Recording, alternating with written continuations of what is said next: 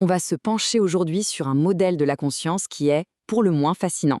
C'est la carte kélontique. L'idée de base, c'est que notre anatomie, notre être, est bien plus vaste et complexe que ce qu'on imagine. C'est une exploration qui redéfinit pas mal de choses sur notre place dans l'univers. Allez, on commence direct avec une question qui peut tout changer. Et si ce soi que l'on croit connaître, cette identité à laquelle on s'accroche, n'était en fait qu'une toute petite partie d'une réalité immensément plus grande? C'est un peu le point de départ de tout ce qu'on va voir ensemble. En fait, dans ce modèle, notre identité, notre conscience, ne naît pas vraiment dans notre cerveau. Non, elle est décrite comme une sorte de projection, une étincelle qui jaillit d'une immense source de conscience universelle. C'est un peu comme si on était un rayon de lumière, à la fois unique et en même temps totalement connecté à l'étoile d'où il provient. C'est de là que tout part. Bon, maintenant que la base est posée, on va entrer dans le vif du sujet. On va commencer par cartographier les couches fondamentales de cette identité, de ce soi qui est bien plus large que prévu. Comment tout ça se structure à travers la réalité? Alors, le concept clé ici, c'est ce qu'on appelle le courant de conscience. Il faut s'imaginer une sorte de fleuve d'énergie pure qui part de la source. Et en traversant les 15 dimensions qui sont décrites, eh bien ce fleuve, il se divise. Il se divise en plein de petits ruisseaux, un peu comme un rayon de lumière blanche qui traverse un prisme et se décompose en toutes les couleurs de l'arc-en-ciel. Et chacun de ces ruisseaux, c'est nous. C'est une identité individuelle. Mais attention, cette fragmentation n'est pas chaotique, pas du tout. Elle est super organisée. Elle donne naissance à 5 structures énergétiques qui sont imbriquées les unes dans les autres, un peu comme des poupées russes. Ce sont les corps OVA. Et chacun de ces corps vibre à une fréquence qui lui est propre et contient une partie bien spécifique de notre identité totale, du plus physique au plus subtil. Ok, maintenant on va zoomer un peu. On va se rapprocher de notre expérience de tous les jours, notre expérience incarnée. On va se concentrer sur les 3 facettes de l'esprit qui sont le plus directement connectées à notre réalité physique, ici et maintenant. Tout en bas de l'échelle, au niveau de la première dimension, on trouve l'esprit subconscient. C'est en quelque sorte le grand gestionnaire de notre corps physique. Il fonctionne vraiment comme un disque dur. Il enregistre absolument tout, toutes les mémoires cellulaires, toutes les perceptions. Et c'est lui qui fait le boulot de traduire les informations énergétiques en ce qu'on perçoit comme le toucher, le son, la vue. Juste au-dessus, dans la deuxième dimension, il y a l'esprit instinctif. Lui, son rôle, c'est de faire le pont. C'est le canal par lequel les informations de notre âme, nos intuitions les plus profondes, sont relayées et traduites en émotions pour que notre subconscient et notre corps puissent les comprendre, les ressentir. C'est cette fameuse petite voix, ce sentiment qu'on a dans les tripes. C'est lui.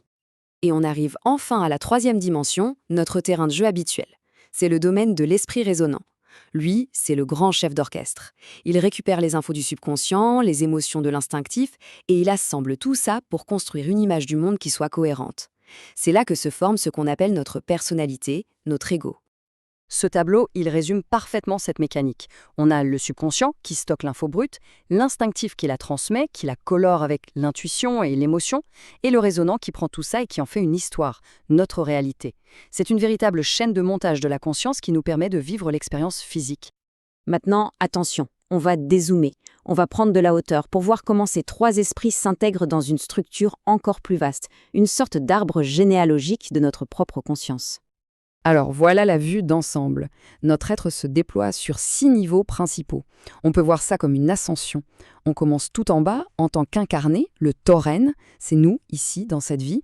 Et le chemin de l'évolution, dans ce modèle, c'est de se reconnecter consciemment à l'étage du dessus, notre âme, le dora.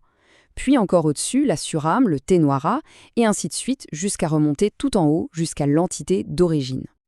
Ok, mais toute cette structure, aussi complexe soit-elle, pourquoi? Quel est le but du jeu en fait? C'est quoi la finalité de tout ce processus? C'est ce qu'on va voir maintenant. Le problème de base, notre condition de départ, est décrit ici comme le verrouillage de phase. Pour faire simple, c'est comme si notre conscience était une radio bloquée sur une seule station, une seule bande de fréquence. Et du coup, ça nous donne l'illusion qu'on est séparé de tout le reste, qu'il n'y a que cette station qui existe. Et c'est là qu'une citation des textes sources vient tout éclairer. En gros, ce que ça nous dit, c'est que l'évolution, ce n'est pas devenir quelque chose de nouveau qu'on n'est pas. Non, c'est un travail de reconstruction, un travail de mémoire. C'est retrouver toutes les pièces et éparpillées de notre propre puzzle de conscience pour reformer l'image d'origine, l'image de notre unité primordiale. Et alors, comment on fait concrètement? Ce n'est pas un processus passif. D'abord, il s'agit d'ouvrir sa perception au-delà des 5 sens, d'essayer de capter d'autres stations de radio. Ensuite, c'est un peu comme organiser une grande réunion de famille.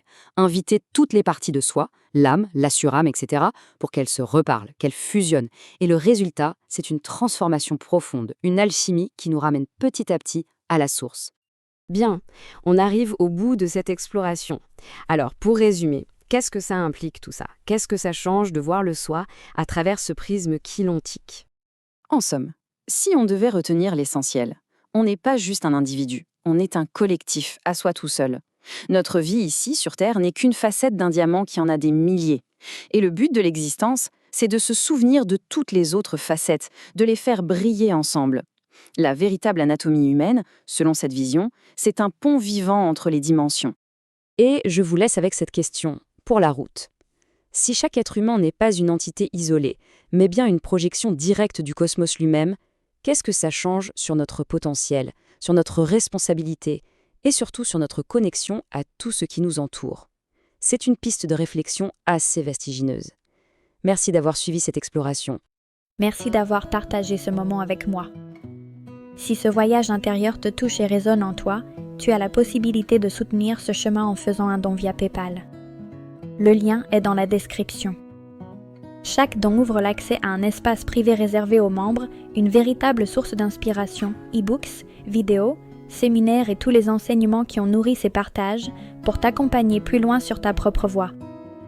L'accès premium sera activé sous 24 à 48 heures et envoyé directement à ton adresse mail liée à PayPal.